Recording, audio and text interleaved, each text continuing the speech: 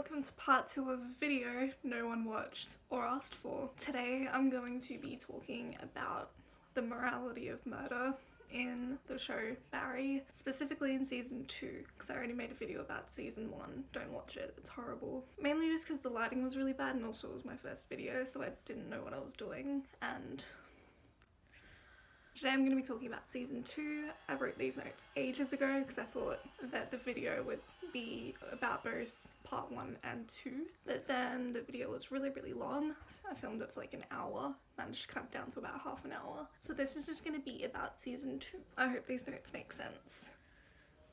So at the start of season 2, we see Barry coming out of darkness and into the light. This suggests that he's in a better state of mind now that he's finally free of Fuchs and the hitman lifestyle. This wasn't me that came up with these ideas, by the way. I'm not smart enough. I just know that Bill Hader spoke about it after each episode of Barry. Bill Hader and Alec Berg, the creators of Barry, will talk about inside the episode about what the characters are up to, a recap of the show, a little bit of behind the scenes about stylistic choices and stuff. And that's when I heard it and I was like, damn, that's cool. Didn't even notice that. And it kind of relates to the end of the season as well. In this scene where he walks into the light, he's dressed in costume because he and Sally are meant to be performing their rendition of The Front Page. The class, everyone else in the class, aren't in costume because Jean had a mental breakdown during class one day, and this is because Jean's sad about Janice's disappearance and possible murder. We know it's murder because we saw that Barry shot her at the end of season 1, but the characters don't know that. They all kind of assume she just went missing under weird circumstances, so they just all assume that she's dead because it's easy to process that way. Barry insists on putting on the play no matter what, even if Jean doesn't turn up. And he says that if they cancel the show, then what's even the point? And basically this just means that there's no point in going through all the trouble of killing Janice just for the play to get cancelled, because the reason that Janice found out about Barry's true identity and Barry being the murderer is because she saw that his last name was different on the poster for The Front Page, and so she went down a kind of spiral, I guess, and looked up Barry's stage name on Facebook and discovered that he was friends with Chris Liccardo, who was killed by Barry. Not cool. She started tying everything together and realizing that Barry was the one that killed the Chechens at the very start of season 1. So then Barry has to kill her because he doesn't want to go to jail. And if the play gets cancelled, then he would have gone through all this trouble for nothing. Sally, who's Barry's girlfriend, notices that he's acting strange and pulls him off to the side and tells him that he needs time to process what has happened. Barry explains to her that no one knows for sure that Janice was murdered, which is true. There's no evidence that's come out that she's actually been murdered because there's no body or anything. Anyway, Sally says that everyone seems to know what happened to Janice except for you, which is truly ironic because he is the only one that actually knows what happened, because he's the only one that was there, because he's the one that killed her. Anyway, after class, Barry goes to Jean's lake house to try and talk to Jean and see if he'll come to the play, because Barry really wants to do the play, because like I've said before, if he doesn't do the play, then what was the point in going through all the trouble to kill Janice? It would just all have been for nothing. The police are inside and the police have told Jean that they've stopped looking for Janice, both at the lake house and the woods surrounding the lake house, because they don't believe that it's relevant to their case. But towards the end of the season we realized that that would have been beneficial for them if they looked in the woods. But anyway, the police in this show are fucking stupid. Except for Janice, and that's what got her killed. The police have come up with their own conclusion, instead, and have come to the conclusion that the Chechens took Janice and drove off of the property due to her and Detective Loach going after the Chechens in the original investigation where they were trying to figure out who killed the Chechens at the start of season 1. So Barry is not implicated at this point in time. He's in the clear, he's all good, he's not considered a suspect. Meanwhile, the Chechens and the Bolivians have a combined stash house, and Hank, who is the leader of the Chechen mob, whatever you want to call it, he receives a bullet in the mail by an old friend of his from Chechnya. The Chechens believe that the Bolivians killed Goron, and they're mad at him for teaming up with the enemy because they believe that the Bolivians killed their boss. So now Hank's in a tough situation because he knows that Barry killed Goron, but he doesn't want to tell his friends from Chechnya that Barry was the one that killed him, because then Barry would be in a lot of trouble and he would probably get killed. So now Barry's no longer a hitman, so we've already established. So then in order for him to make ends meet, he got a job at Lululemon because Sasha, another girl in the acting class, also works at Lululemon, and he wanted the job because he thought it was a candy store. Barry is a guy who's like in his early 40s, I assume, because like Bill Hader's early 40s, but sometimes he acts like he's 12 years old, like he's excited to work in a candy store. I thought that was just adorable. During one of his shifts, Hank comes into the store wearing a wig to disguise himself. You cut these pants in size medium? He comes into the store to let Barry know about the bullet and how Goron's family wants his killer dead. He tells Barry that he needs to kill the leader of the Burmese mob.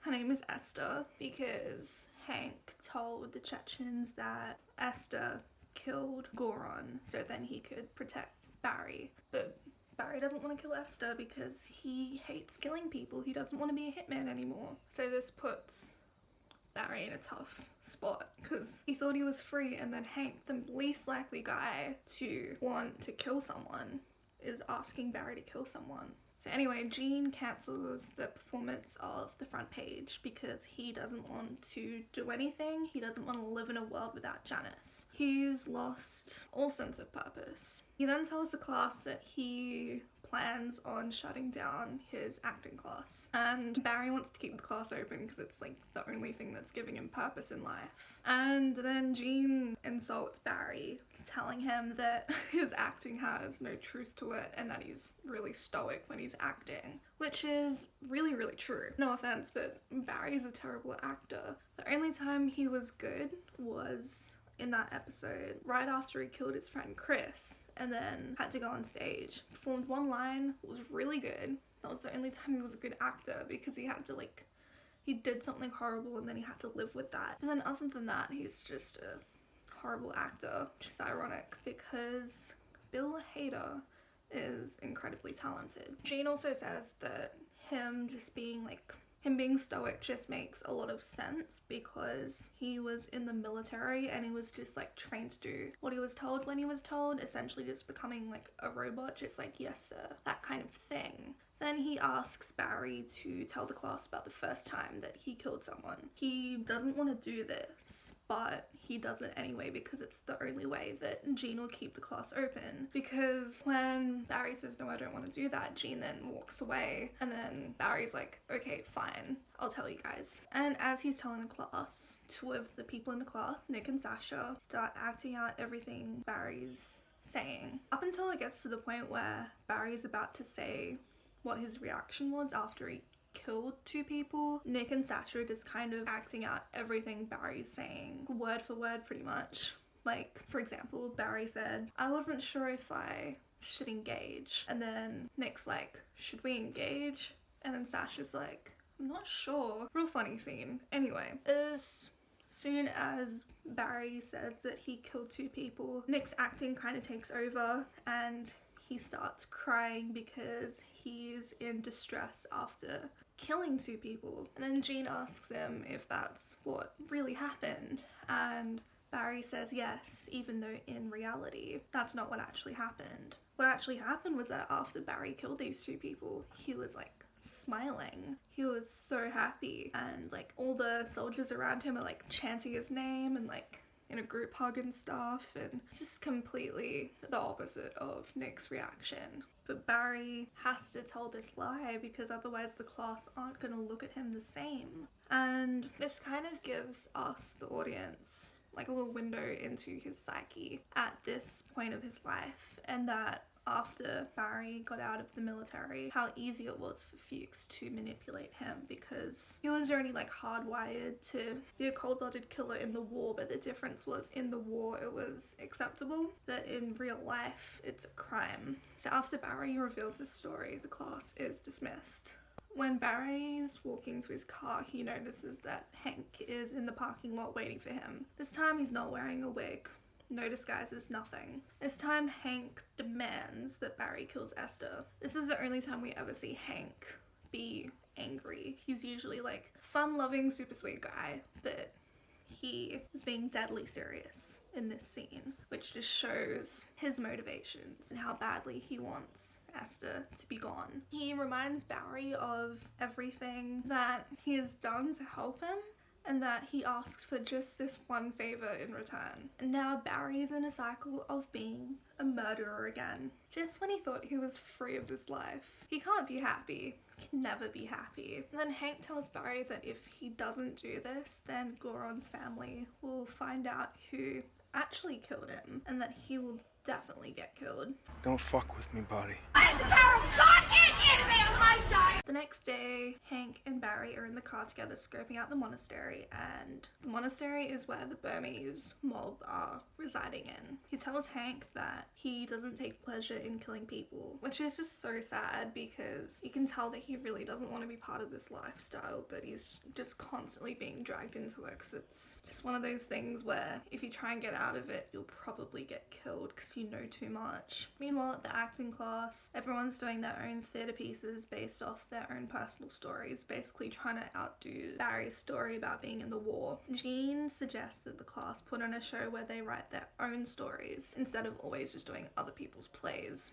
The class seems excited, but Barry doesn't want to talk about that story again because of how traumatic it was for him. He tries to explain this to Jean, and Jean says that that story was only the beginning of what he wanted to hear, and that he wants to hear about more of the fucked up details about the war, which is wrong and exploitative, but we'll ignore that for a second. And as the season progresses, it's revealed that Jean, in fact, did not want to hear about the fucked up details, which I will talk about later. That night, Barry sneaks into the monastery to attempt to kill Esther, but he can't bring himself to do it. He has flashbacks to the first time he killed someone, and the voices in his head get progressively louder and louder and louder. And this gives us an insight into how chaotic his mindset is at this point. He has a gun pointed at the back of Esther's head, and she doesn't notice it because she has headphones in. He remembers Sally saying during class earlier that day that she will never be with a violent man again, and that's when he puts the gun down because he wants to be better for Sally. He wants to be better than this lifestyle. The voices in his head then stop, and he starts to hear crickets chirping outside. He's now back in reality. He tries to run out of the monastery, but he instead runs into a room with dozens of Burmese mobsters. He's chased outside to his car, and his car gets gunned down while attempting to flee the scene. He gets out of the car and runs home while still being shot at and chased. The next morning, Esther and her mobsters go to the stash house to tell Hank and Christabel that their monastery was attacked by a white man in a Lululemon tracksuit and that the mob now need to stay at the stash house because they don't feel safe anymore. Poor Hank. Hey guys, I filmed like a little bit of this yesterday, but I was filming it as the sun was going down, so the lighting kind of fucked up towards the end, so I'm gonna try and pick up to where the light was still decent yesterday. Let's hope that the last bit before I'm filming now is still good. So Barry is at his apartment trying to write a story about what happened to him during the war. He continues to rewrite this story throughout the episode because he doesn't want to remember what actually happened. Every time he writes a new story about that event, he has different flashbacks according to how the story is written. In his first script, he describes his first time killing as the best moment of his life because he felt like he had a community, a sense of purpose. And this is true, as we saw in the previous episode where we saw that like after he killed someone, everyone was like crowding around him and chanting, and he just looked really happy. And him feeling like he had a sense of community after his first time killing someone really explains a lot about Barry as a person and why he finds it so difficult to disassociate himself from Fuchs and the Chechens during the show. Because even though he's doing horrible things, he feels like he has a community around him with these people, especially with Fuchs and Hank. He then starts to write a story about the first time he saved a life. So when he's in combat, his partner, Albert, is shot in the face. As Barry starts to save him, he hears voices of a woman crying, and Barry is snapped back into reality, and he deletes that version of events from his computer, suggesting that there's more to the story that we don't know about yet. On the rooftop across from Barry's bedroom window, where he's writing his script, he noticed that he's being shot at by one of Hank's men. His name is Akmal. Barry shoots back and hits him in the exact same spot where Hank was shot at the beginning of the series in episode 1 of season 1. The exact same spot in the exact same shoulder. So he's a very good shot, and this shows that Barry is military trained and he was damn good at it, which is why he found it so hard to come back to reality after the war and try and adjust his life. He then goes to the rooftop and Hank's there as well, and Barry's pointing a gun at Hank. He then puts down the gun and offers to train the Chechens instead. What if I train your guys? They already have physical trainer. They have like 3. Not in the physical trainer sense, like Hank and Akmal originally thought, but in like the training them up to be killers kind of sense, where he teaches them like gun tactics and that kind of stuff. Because then that way Barry doesn't have to kill anymore. He can just teach other people how to do that, so then he's more behind the scenes, so then he doesn't have to be all hands-on because he doesn't want to do that. This is also because Hank wants Barry to kill Esther, and Barry doesn't want to kill Esther, so then he trains the Chechens as a way to pay his debt to Hank, and Hank agrees to this. Meanwhile, in class, Barry decides to play Sally's ex in her story about being in an abusive marriage. There's a part in the script where he has to choke Sally, and he doesn't want to do that because he doesn't want to hurt her. Sally tries to evoke some rage from him by like pushing him, calling him names and that kind of stuff, so then he can get into the mindset of someone who does violent things and is a violent person. Barry storms off and walks outside because he doesn't want to hurt anyone, both like relating to him not wanting to hurt Sally in the play, but also not wanting to hurt anyone in the sense of him being a hitman because he doesn't want to cause any more pain to anyone else anymore. So just briefly about Barry's time in training the Chechens. Barry trains the Chechens in some sort of like open field, kind of looks like a desert. Marbek shoots a watermelon, and he and a few other of the Chechens crowd around him in excitement because, oh, it's pretty cool, not gonna lie. And that's when she snapped. Barry then yells at Marbek, telling him that if he loses focus in a real life setting, he'll be dead because he will give the other guys, the enemies, a opportunity to shoot him. And then he says, "Kill, that's the only word I want in your head." And this just shows how much Fuchs has had a negative influence on Barry, and I don't like that. So after Barry has finished his work with training the Chechens, he's about to leave and drive off, and Marbek comes up to him and shakes his hand and thanks him for training him so hard. He tells Barry that he has given him a sense of purpose, which parallels to Fuchs and how Fuchs trained up Barry to be a hitman after he became depressed when he came back from the Marines, and that was Barry's kind of sense of purpose. And now he's giving that to Marbeck. Let's talk about Sam for a second. This piece of shit.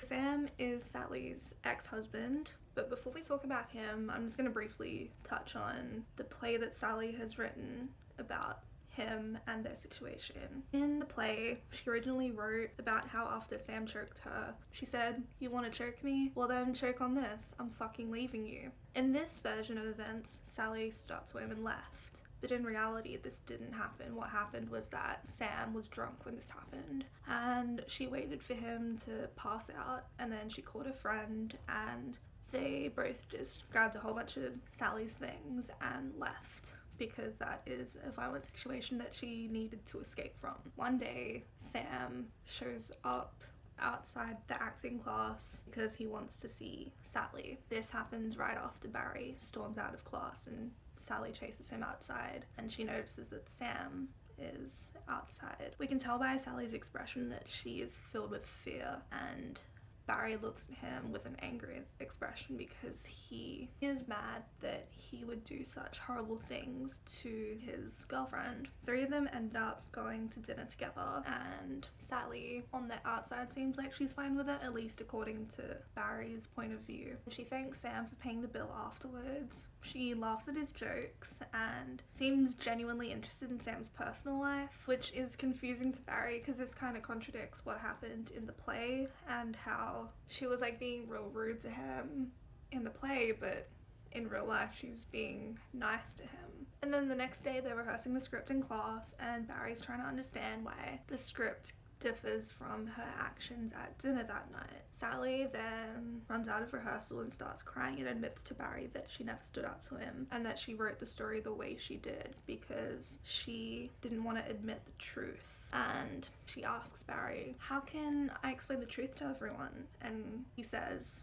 "You don't have to," which seems like he's trying to do good by Sally by protecting her and protecting her feelings, but in reality, he just doesn't want to admit the truth about what happened to his friend Albert. So anyway, later that night, Sally goes to Sam's hotel that he's staying at because he tells her that he has something he wants to give to her, and Sam's being all manipulative on the phone and says, "Sally, can you please just come quick? I have to pack, I have to go soon." And she obliges begrudgingly, but she goes to his hotel room anyway. While this is happening, Barry is racing to Sam's hotel and he plans on killing him because he's a piece of shit. So Sally opens the door to the hotel room after she's about to leave because Sam is being aggressive, not physically but just more in like the verbal sense, and she opens the door and she's about to leave and she's staring at Sam, and as she opens the door, Barry is behind her and he points a gun towards Sam and then realizes that Sally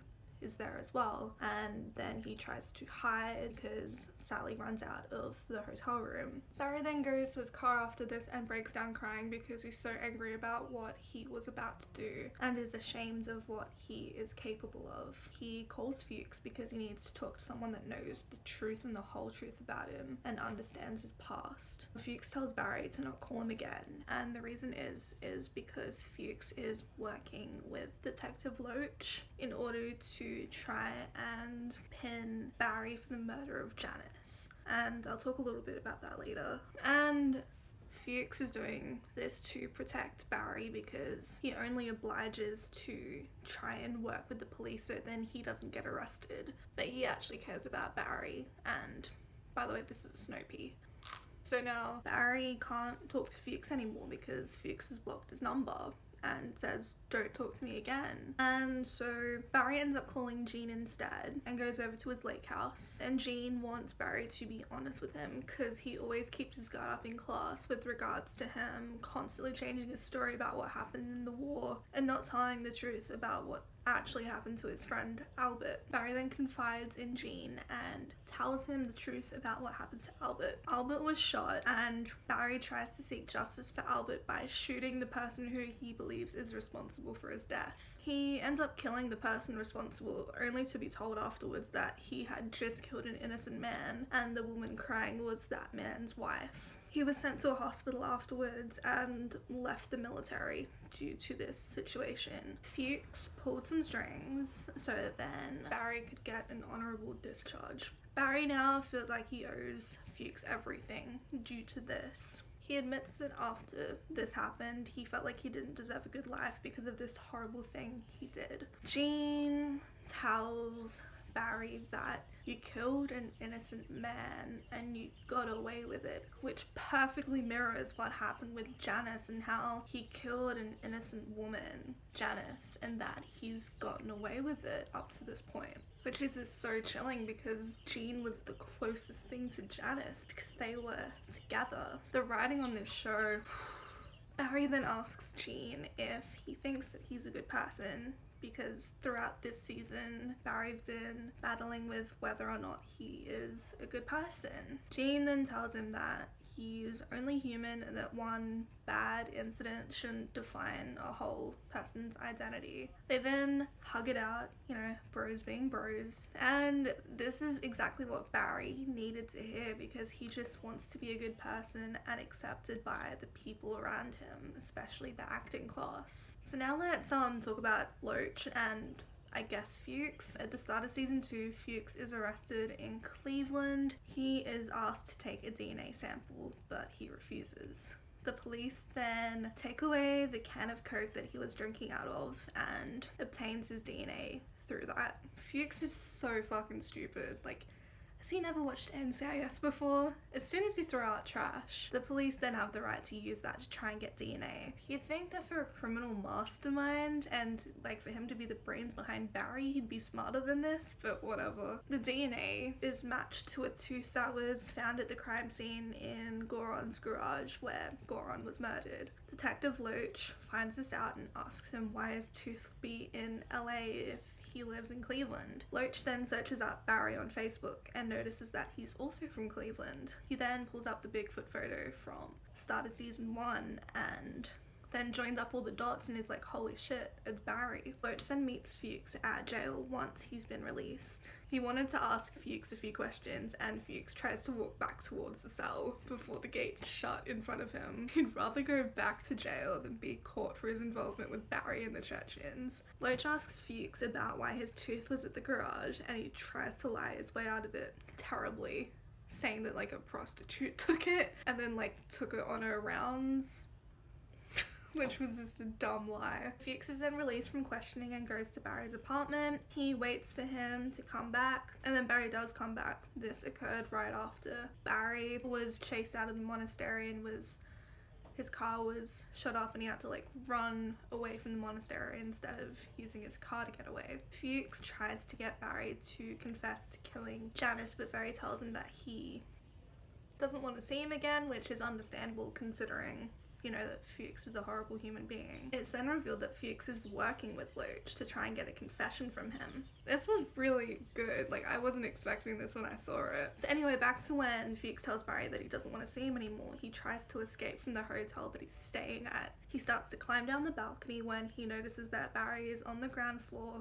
waving up at him. Barry climbs up the balcony and runs into Fuchs's room. Fuchs tries to warn him about Loach when Barry runs into the room, but he can't exactly say with words, hey, Detective Loach is out for you, because then the whole like operation will be blown. While he's trying to warn Barry about this, he drops his suitcase from like 4 floors up. Barry starts to word vomit to the point where Fuchs tries to get a word in, but he can't because Barry is speaking way too quickly. He then says that he doesn't have to feel guilty about all the things he's done in the past. He mentions what happened with Albert and about murdering Janice. Loach then comes into the hotel room and points a gun to Barry's head. He then tells him that if he does a hit on his ex-wife's lover, Ronnie Proxim, then he won't arrest him for Janice's death. What? This then leads to the iconic episode Ronnie Lily, which is basically where a hit goes wrong. Barry goes to Ronnie's house wearing an orange ski mask and tells him that he doesn't want to kill him, but Loach wants him dead, and he should go stay with his family, which are in Chicago. Ronnie looks like he obliges and looks like he's about to like pack up his things and that he's gonna go to Chicago until he finds an opportunity to try and knock Barry out. He then calls the police But then Barry comes to and then they start fighting. This fight sequence is beautifully directed. It's just one continuous shot that lasts for about 3 minutes. I love how Ronnie and Barry go in and out of the camera's view during certain points of the fight.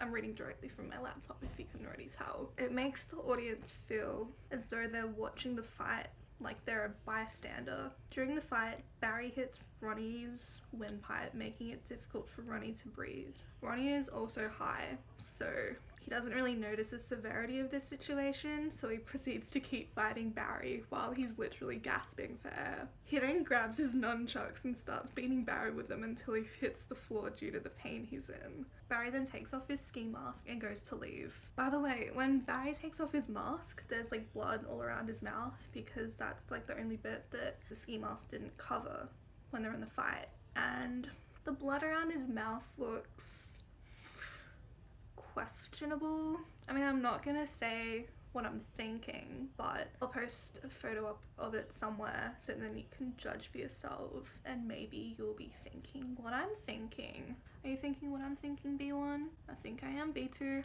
He goes to leave the house with his mask off, and Ronnie's daughter Lily has come home from Taekwondo practice. By the way, Ronnie is an Olympic medalist in Taekwondo, and there is a high possibility that he trains Lily. She then runs to her dad to see if he's okay. Barry goes to leave and then debates whether or not he has to kill Lily. Barry and Lily then start fighting, and eventually she starts crying and runs out of the house because she's like 12 years old. Barry then goes to the car where he and Fuchs drive away. Barry is badly hurt because Lily stabs him in the back multiple times, which was really cool. When Fuchs goes to the pharmacy to pick up supplies for Barry's injuries, he starts to become unconscious and has flashbacks to him coming home from the war where all the veterans are being reunited with their family.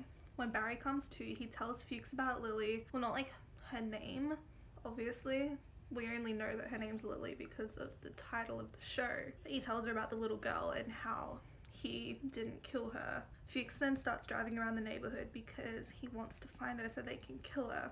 Which is kind of fucked up, but what else do we expect from Fuchs? They then find Lily on the curb in front of the house. Fuchs tries to get her into his car by trying to entice her with corn nuts, which is kind of creepy, but you know, what else did we expect from Fuchs? She then runs up a tree and onto the roof of the house to avoid getting kidnapped.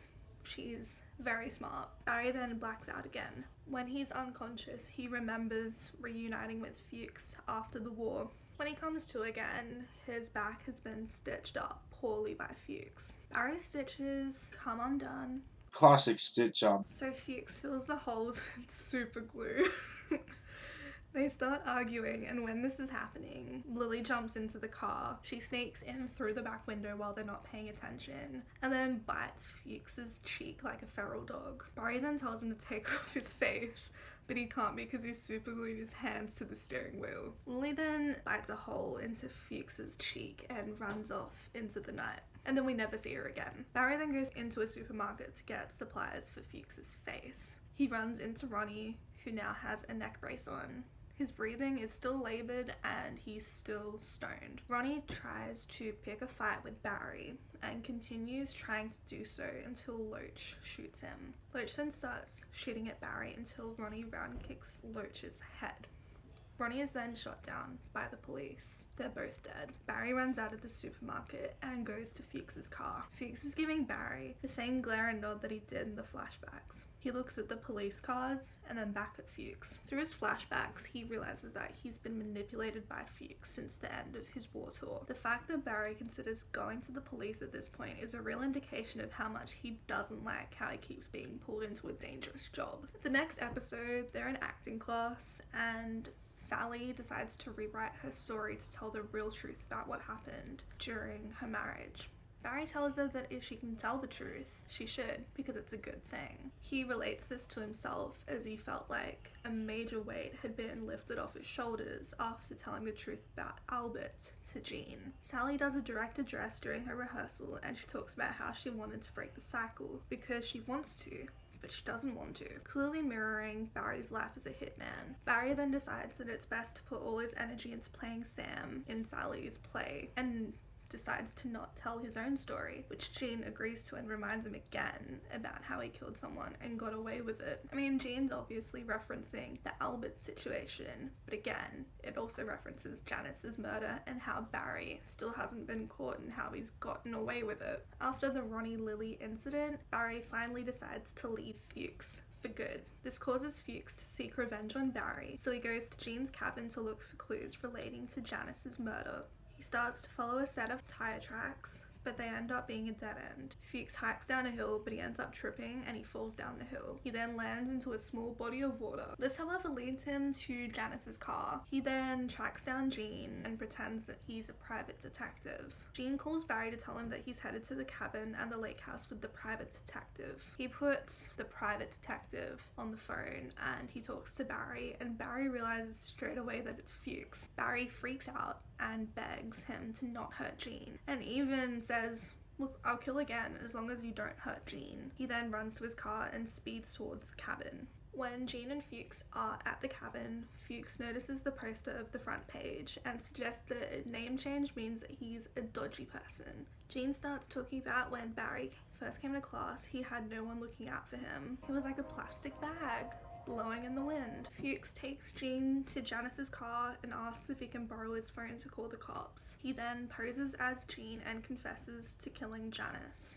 While this is happening, Barry is sprinting through the woods trying to find Fuchs. Barry notices Fuchs running through the woods and he can hear the police sirens wailing in the background. He has to make a choice between running after Fuchs or going to help Gene. He decides to help Gene. Barry places a Chechen pin inside the boot of the car that translates to English, "The debt has been paid," misleading the police and making them believe that the Chechens killed Janice. Barry is taken into questioning and is asked about the private detective. He tells the detectives that they spoke on the phone, but the detectives can't find any evidence of the private detective's existence because he doesn't exist. I mean, like, he does, but he's not who he said he was. He asks the police about Gene, and they tell him that he's been arrested because they think that he killed Janice. This is before they found the pin in the back of the boot of the car. When Barry is leaving the police station, he calls Fuchs to warn him that he's coming for him and that he's a dead man. Later on, Barry hears from the police department that Gene's been booked for Janice's murder. He calls Fuchs out of anger. Fuchs tells him that in order to save Gene from being prosecuted for Janice's murder, he should just turn himself in. Barry then tells Fuchs that he's gonna kill him. Barry calls Gene's phone later that night. His son Leo picks up and Barry introduces himself as Barry Block. Leo tells him that Gene has been released because they found the Chechen pin. Barry's just relieved that Gene's been set free. He then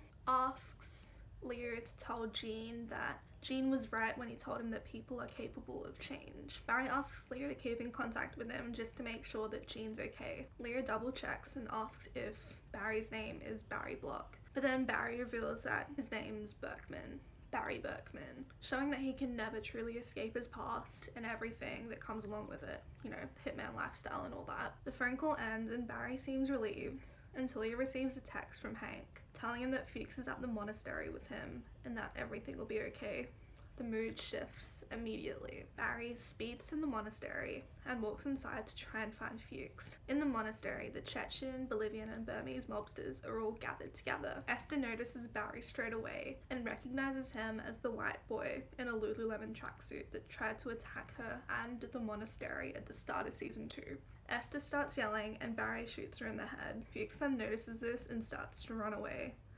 Barry starts shooting at Fuchs, but other mobsters end up getting in the way, and then they end up being shot down instead. All these mobsters are armed and could end up being eyewitnesses, so Barry has to kill them so he doesn't get caught. Again, this is a kill or be killed type of situation. There's this one camera angle shot that I truly loved. Barry goes into one of the rooms where 3 Bolivians are inside. The camera kind of acts as Barry's point of view at first, and it focuses on one of the men who looks scared and afraid. The camera then pans to another man with a gun that Barry shoots down. The camera focuses on him, and we hear 8 more gunshots, which we assume are to gun down the other 2 men. I assume that this is because Barry is acting so violently that the TV show doesn't want to watch this atrocity go down. Bill Hader mentioned how a movie that he watched when he was younger had a similar kind of camera shot happen, and I assumed that this was the inspiration for this choice. And it was really cool to watch. Barry then shoots the guy that the camera focuses on and shoots him in the head, which honestly just freaks me out every time I watch it because I always forget that it happens. He then goes into another room where Marbek is keeping guard. Marbek looks at Barry and gives him a half smile because, like, Barry is Marbek's idol. He's the guy that trained him. But then Barry still kills him, which I hated because Marbek was a good guy. I guess Barry was right when he said that the only words he should have in his head are to kill, because that's what led to his death. What a cruel irony. Barry then goes outside and notices Fuchs is driving away. He shoots at the car multiple times, but is unsuccessful in gunning him down.